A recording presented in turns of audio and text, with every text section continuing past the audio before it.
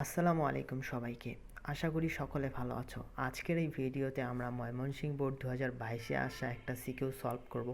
এই সিকিউটা conic chapter থেকে এসেছিল। আমাদেরকে দুইটা উদ্দীপক দেয়া আছে।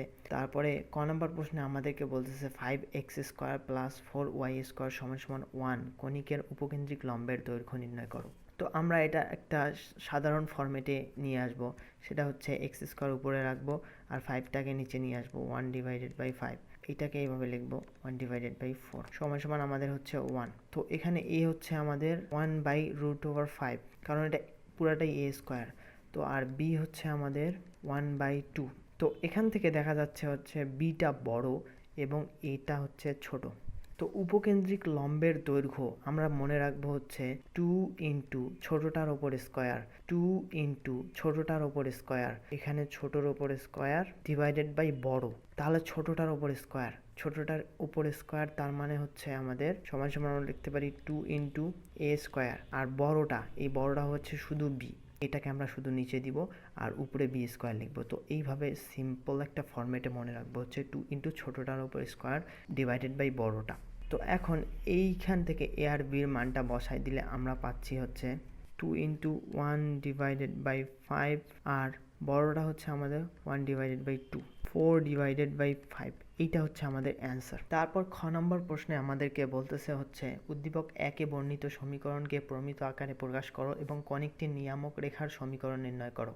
তো এই সমীকরণটাকে আমাদেরকে প্রমিত আকারে প্রকাশ করতে বলছে এবং এটা নিয়ামক রেখার সমীকরণ নির্ণয় করছে। তো প্রমিত আকারে প্রকাশ করার জন্য আমরা এক্স গুলাকে একদিকে রাখবো। তো এইটাকে আমরা লিখতে পারি হচ্ছে এক্স গুলাকে একদিকে করব। তো x² মাইনাস এক্স, ওয়াই গুলাকে একদিকে করব, y² মাইনাস, আমাদের হচ্ছে এখানে আমরা, তো এইটাকে আমরা লিখতে পারি হচ্ছে x² minus 2 into 1/2 into x, এইটাকে লিখতে পারি। তারপর প্লাস 1/2 এর উপরে স্কোয়ার, এইটা লিখতে পারি। তারপর আমরা যেহেতু 1/2, তো এখানে 2 কাটা দিয়ে শুধু -x আসছে, আমরা আলাদা করে 1/2 উপর স্কোয়ার নিছি, তো এইটাকে মাইনাস করে দেবো 1/2, এটা হচ্ছে মাইনাস হবে। তো একইভাবে 6 আমরা লিখবো y² মাইনাস 2 ইন্টু 3y, তারপর হচ্ছে প্লাস 3-এর উপর স্কোয়ার দিব, মাইনাস আবার 3-এর উপর স্কোয়ার দিব।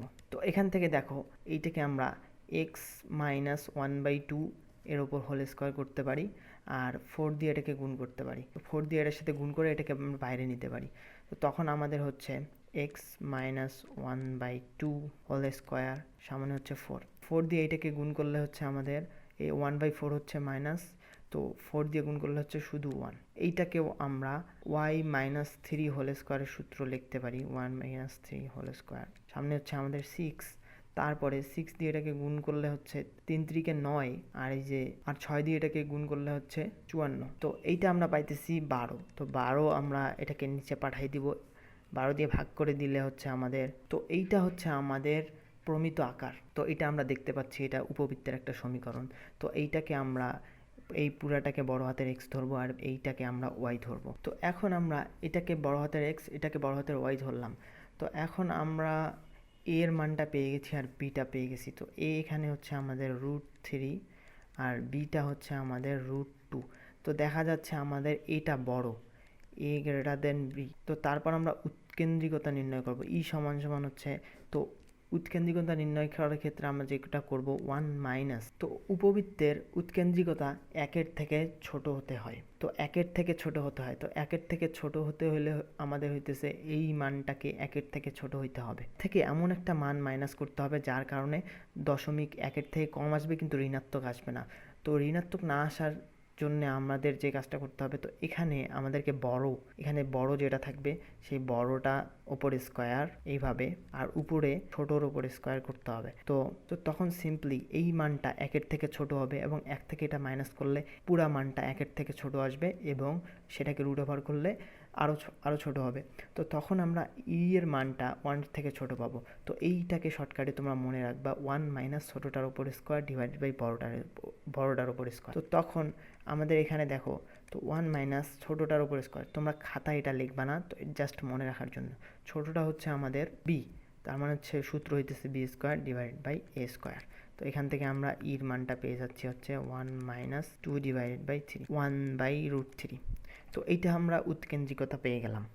তো নিয়ামকের সমীকরণ জানি হচ্ছে আমাদের, যেহেতু এটা বড়, তো এক্সের নিচে এ, তো বৃহদক্ষটা আমাদের এক্স অক্ষ বরাবর হবে।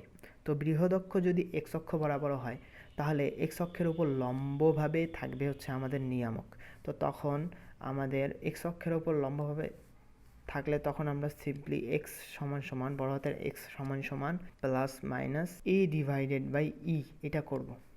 তো আমাদের যদি এই বিটা যদি বড় হইতো, তখন আমরা ওয়াই সমান সমান লিখতাম plus minus B divided by E. তো আশা করি এটা জানো তোমরা।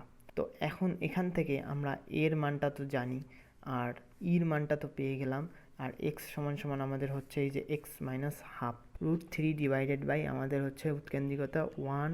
তো এইটা হচ্ছে প্লাস মাইনাস √3 উপরে যাচ্ছে 3। তো এইটাকে একবার প্লাস নিয়ে এটাকে একবার মাইনাস নিয়ে দুইটা নিয়ামক আমরা পাবো, উপবৃত্তের দুইটা নিয়ামকের সমীকরণ এখান থেকে পেয়ে যাবা। তারপরে আমাদেরকে বলতেছে উদ্দীপক 2-এ বর্ণিত কণিকটির সমীকরণ নির্ণয় করো। তো উদ্দীপক 2-এ একটি কণিকের উপকেন্দ্রদ্বয় দেয়া আছে আমাদের এত, এবং উৎকেন্দ্রিকতা দেয়া আছে হচ্ছে √2। তো √2 যখন উৎকেন্দ্রিকতা হয়, তখন সিম্পলি হচ্ছে একের থেকে বড় হলে, তো আমরা কি জানি উৎকেন্দ্রিকতা যখন আমাদের একের থেকে বড় হবে, তখন সেটা হচ্ছে আমাদের অধিবৃত্ত। আমরা গেস করতে পারতেছি এটা হচ্ছে অধিবৃত্ত হবে।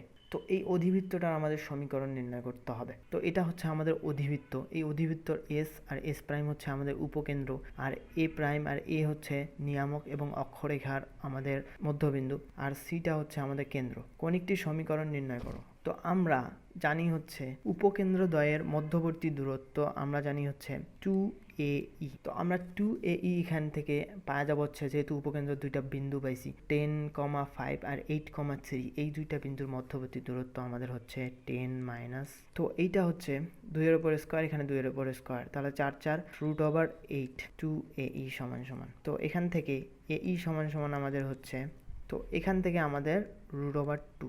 এখন আমাদের ইর মানটা দেওয়া আছে √2, তাহলে √2 এখানে বসাই দিলে আমাদের এর মানটা হচ্ছে √2 ভাগ হয়ে আসলে তো 1 হচ্ছে। এর মানটা আমরা পেয়ে গেলাম। তো এখন আমাদের যেহেতু উৎকেন্দ্রিকতা দেয়া আছে ই সমান সমান √2, তো আমরা এটাকে স্কোয়ার করে দিব, ই স্কোয়ার সমান সমান আমাদের হচ্ছে 2। আমরা অধিবৃত্তের উৎকেন্দ্রিকতার সূত্র জানি হচ্ছে ই সমান সমান হচ্ছে 1 plus b square divided by a square. তো এইটাতে স্কোয়ার করার পরে হচ্ছে আমাদের যেটা হবে, তো এখন আমরা এর মানটা পেয়ে গেছি, তো 1 প্লাস নিচে বসাই দিব হচ্ছে এ, তাহলে হচ্ছে 1 প্লাস বি স্কোয়ার সমান সমান হচ্ছে আমাদের 2, তাহলে বি সমান সমান আমাদের বি স্কোয়ার সমান সমান হচ্ছে আমাদের 1। তো আমরা বির মানটা 1 পেয়ে গেলাম। তো এখন আমরা এ জানি, বি জানি, ই জানি, তো এস আর এস প্রাইম আমাদের দেয়া আছে। তো আমরা তো অধিবৃত্তের ক্ষেত্রে হচ্ছে উপকেন্দ্রদ্বয় থেকে অধিবৃত্তের ওপর যদি কোনো বিন্দু পি যদি এক্স কমা ওয়াই থাকে, তাহলে উপকেন্দ্রদ্বয় থেকে মানে এস প্রাইম পি, এখানে যদি পি বিন্দু হয় আর এস পি, তো S P minus S prime P আমাদের আর অক্ষের সমান হবে। তো ঠিক যেমন আমরা উপবৃত্তের ক্ষেত্রে দেখেছিলাম হচ্ছে এই যে এই দুটো যদি উপকেন্দ্র হয় এবং কোনো উপবৃত্তের ওপর যদি পি কোনো একটা বিন্দু হয়, তো S P plus S prime P আমাদের হচ্ছে বৃহদক্ষের সমান। তো অধিবৃত্তের ক্ষেত্রে মাইনাস হবে, মাইনাস আর অক্ষের সমান হবে, তাহলে আমরা লিখতে পারি হচ্ছে S P minus S prime P সমান সমান হচ্ছে 2v। বি আর এ সমান, তো এ লিখলেও হবে। তো এখানে তো এস পি হচ্ছে আমাদের এক্স মাইনাস 10, আমরা এক্স কমাই ধরে নিয়েছিলাম, প্লাস ওয়াই মাইনাস এই যে 5 হোল স্কোয়ার। তো এইটার দূরত্ব থেকে মাইনাস এস প্রাইম পি, তার হচ্ছে x minus 8 whole square plus y minus 3 whole square. এইটার দূরত্ব মাইনাস করলে আমাদের হচ্ছে 2 × 1। এখন আমাদের এইটাকে ওই দিক পাঠাই দিয়ে স্কোয়ার করলে হচ্ছে আমাদের x minus 10 whole square plus y minus 5 whole square. এটা এদিকে থাকবে, আমরা এইটাকে ওই দিক পাঠাই দিয়ে স্কোয়ার করব। তো তখন 2-এর উপর স্কোয়ার 4 প্লাস 2 ইন্টু এই যে 2 এখানে থাকবে ইন্টু আমাদের এক্স মাইনাস 8 এইটা হবে, তারপর প্লাস এইটার উপর স্কোয়ার। তো এখন এটাকে ক্যালকুলেশন করলে আমাদের হচ্ছে, তো উভয় পক্ষ থেকে x square cancel, y square cancel, তো এইটা 16x এদিকে আসলে হচ্ছে আমাদের -4x, তারপরে এই -6y এদিকে আসলে হবে হচ্ছে আমাদের -4y, দেন এদিকে 100 প্লাস 25 আছে, এদিকে হচ্ছে আমাদের 64 প্লাস হচ্ছে 9, তো ক্যালকুলেশন করলে হচ্ছে 48 সমান সমান, তো এইটাকে 4 দিয়ে ভাগ করে পুরোটাকে স্কোয়ার করলে আমাদের হচ্ছে, তো এইটা হচ্ছে আমাদের অ্যান্সার। তো এইটা হচ্ছে আমাদের কাঙ্ক্ষিত অধিবৃত্তের সমীকরণ। তো আশা করি সবাই ম্যাথটা এনজয় করেছো। তো সবাইকে আসসালামু আলাইকুম।